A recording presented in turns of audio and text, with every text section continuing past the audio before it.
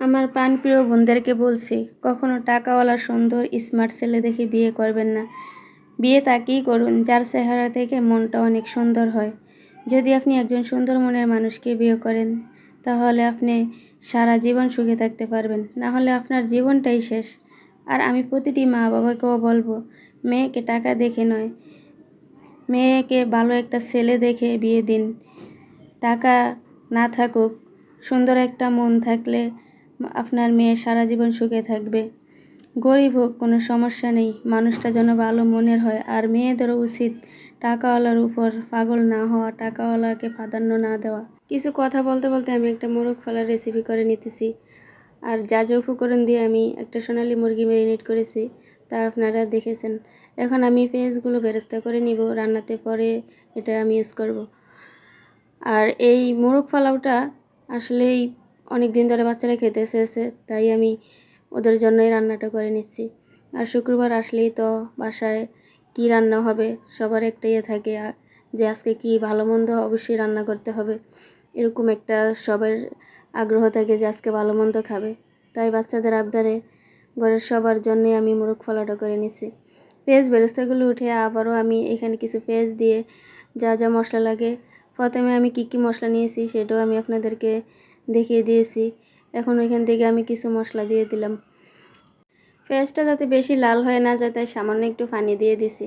আর এখন আমি 2 চামচ আদা বাটা, 1 চামচ রসুন বাটা আর একটু জয়ফল গুঁড়া আমি দিয়ে দিয়েছি।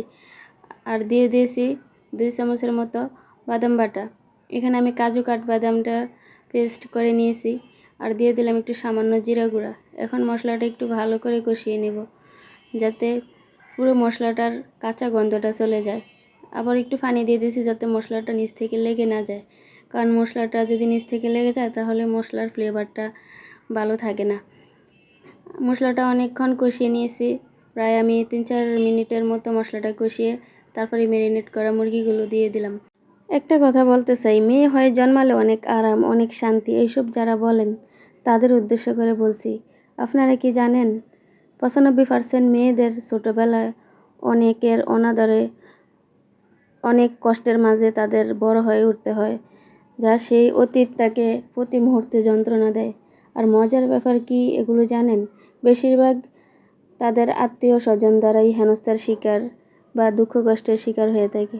আমার মুরগিটা প্রায় 50% হয়ে গেছে। এখন আমি এটাকে আরও একটাবার উল্টিয়ে ভালো করে যাতে ভিতর থেকে হয়ে যায় আবার উল্টিয়ে দিব, দিয়ে আবারও কিছুক্ষণ ঢাকনা দিয়ে রেখে দিব। আর উপর দিয়ে কিছুটা কাঁচামরিচ দিয়ে দিব। এখানে আমি 5-6টি কাঁচামরিচ ইউজ করেছি। আরেকটা পাত্রে আমি, যেহেতু আমি মোরগ পোলাও রান্না করব, আরেকটা পাত্রে আমি তেল দিয়ে এখানে 2-3 টুকরা দারুচিনি, কয়েকটা এলাচ আর 2-3টে তেজপাতা দিয়ে লাল হয়ে আসলে কিছুটা, তারপর আমি চাউলটা দিয়ে দিব। আমি পোলাও রান্না করার জন্য 1 কেজির মতো চাউল নিয়েছি, চিনি গুঁড়া চাউলটা নিয়েছি আমি এখানে।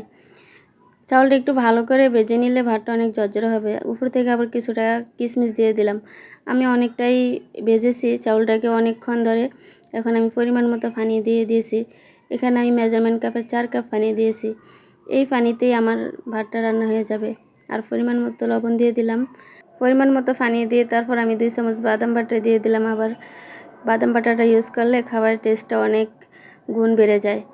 আর এখানে আমি মিডিয়াম আছে ভাতটা রান্না করে নিব। আমার ভাতটা প্রায় 50% সিদ্ধ হয়ে গেছে। এখন আমি কিছুক্ষণ এটা ঢাকনা দিয়ে রেখে দেবো, কয়েকটি কাঁচামরিচ ছড়িয়ে দিয়ে। আমার ভাতটা রান্না হয়ে গেছে প্রায়। এখন এখান থেকে আমি কিছু ভাত উঠিয়ে রাখবো।